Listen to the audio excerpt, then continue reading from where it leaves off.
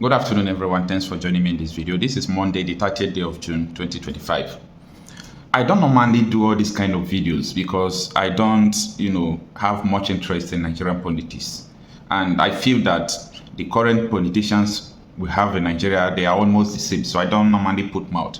But this particular issue caught my attention because before now, I have been seeing this man, Reno Omokri, talking about how he helped P2B, how he packaged P2B, how he do this, how he do that.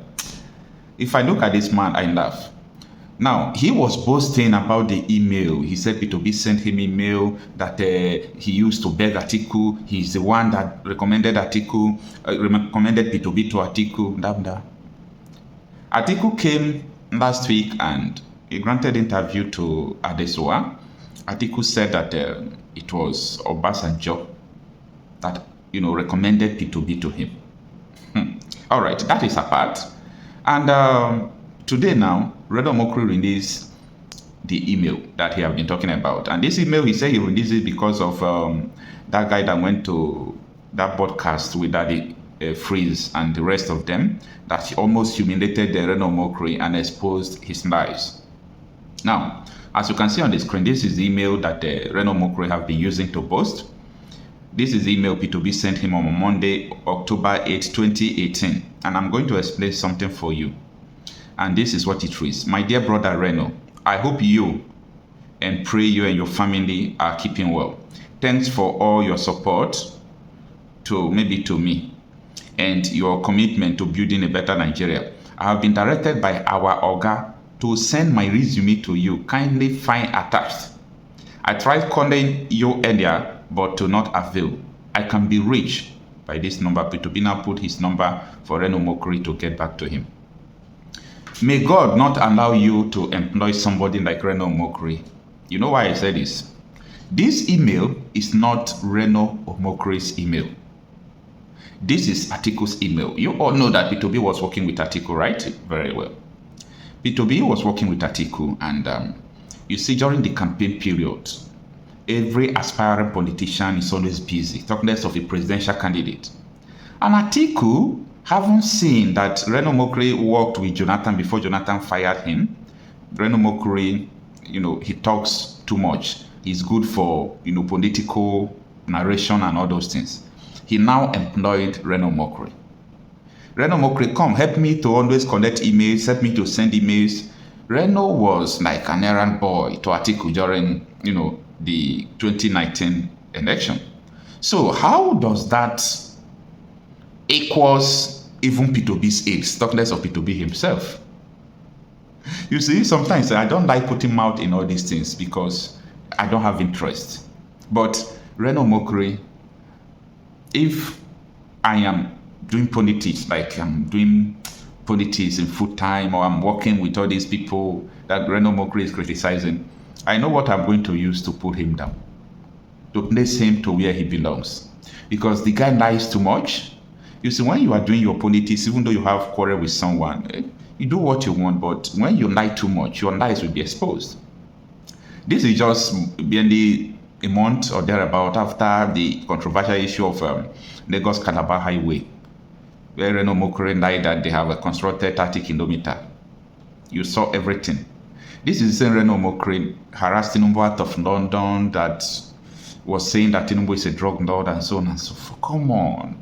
What kind of human being is this? If this guy is my brother, I will be ashamed to associate with him. Honestly, I'm telling you the truth. If Reno Omokri is my brother, I will be ashamed to associate with him.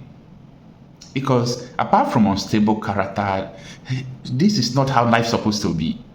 Now, can you imagine that this is Reno Omokri's weapon? When I mean his weapon, I mean what he have been using to boast right from time. He have been using this email to boast. I am going to disgrace P2B. If he denies that I'm not the one that led him to Atiku, I am going to disgrace P2B.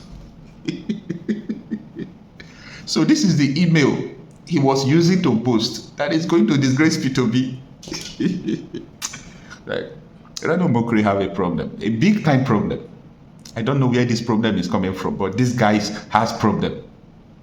I think Reno Omokri should seek for help. I don't know, he needs rehabilitation. When I mean rehabilitation, I mean it.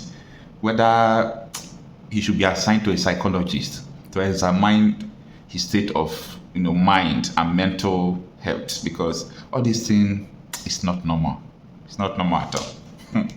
As far as I'm concerned, I would prefer to have the best president, the best president of Nigerian origin. And if you ask me, if you're going to ask me who do I think will make the best president, I would say, and it's going to upset a lot of people, but I would say Peter Obi.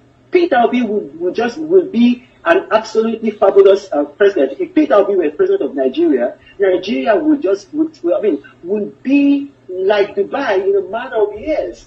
Of leadership in Nigeria. He raised the bar of leadership in Nigeria.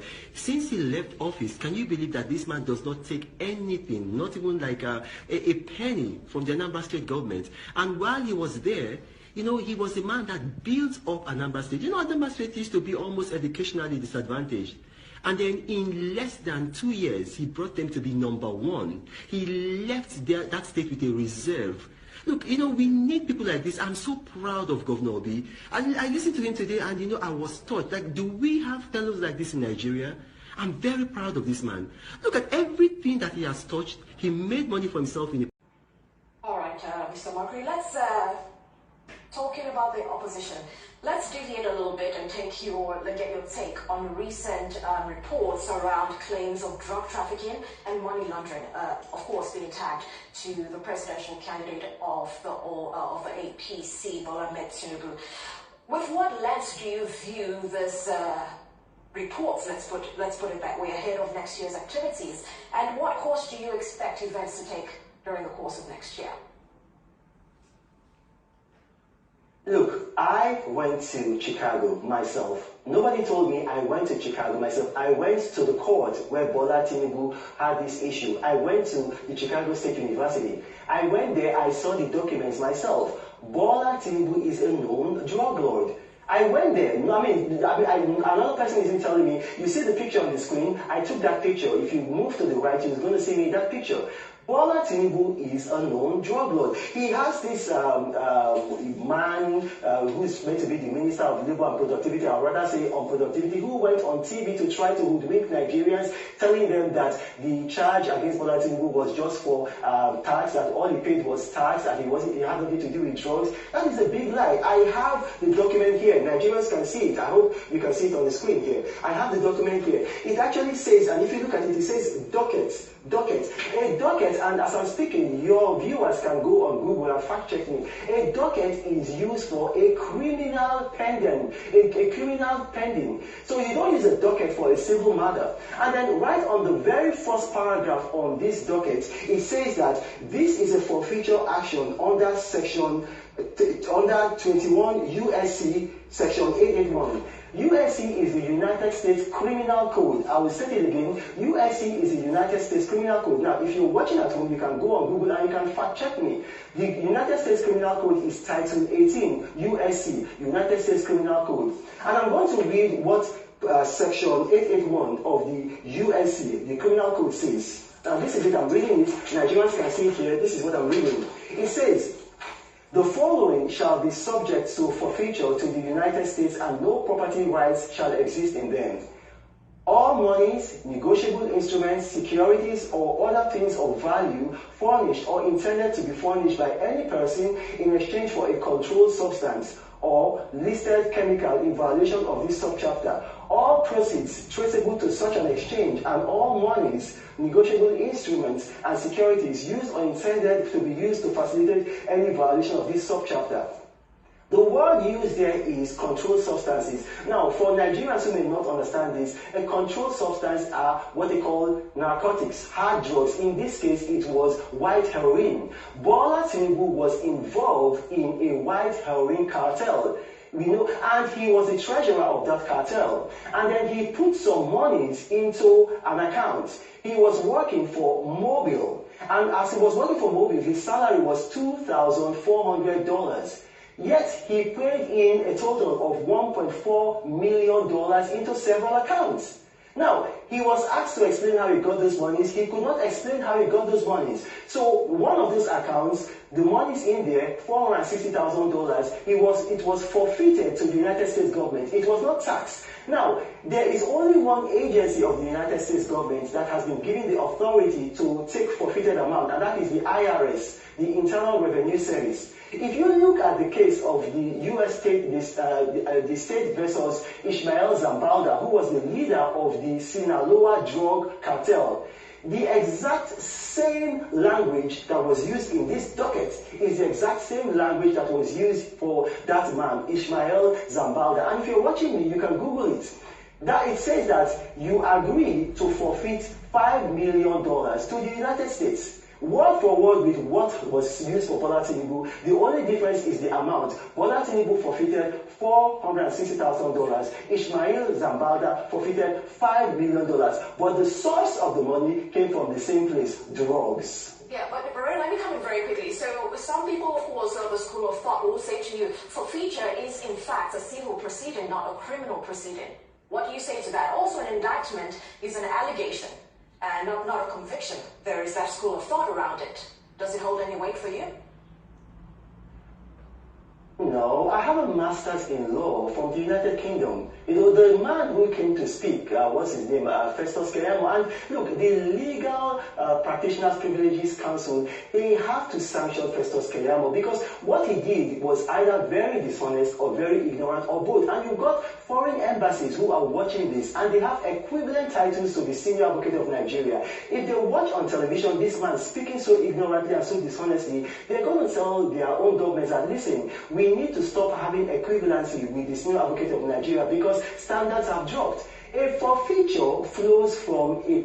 Look, you can have forfeiture in a civil matter, which is rare, but most forfeitures will flow from a criminal charge. Most forfeitures will flow from a criminal charge. And you also have it here in the EFCC in Nigeria. You can check it in the EFCC in Nigeria. You have several governors who have gone to jail. I don't want to mention their names because I don't want to hurt their families. But they forfeited their houses, they forfeited monies in their accounts to the federal government through the EFCC. It's the same thing with the United States. It wasn't a civil matter. I mean, I just showed you the docket. I mean, I hope your cameras can catch it. If you're watching me on at home, go on Google. Don't take my word. Assuming Reno Omokri is lying to you, check the word docket. A docket is not used for a civil matter. This is a criminal matter. Look at it here. You know, it says there, you know, I'm going to read it for you. Docketed July 28th. And then it says that verified complaint of forfeiture. Is a complaint used in a civil matter? So, I mean, these people, they are trying to hoodwink Nigerians. They are trying to pull the wool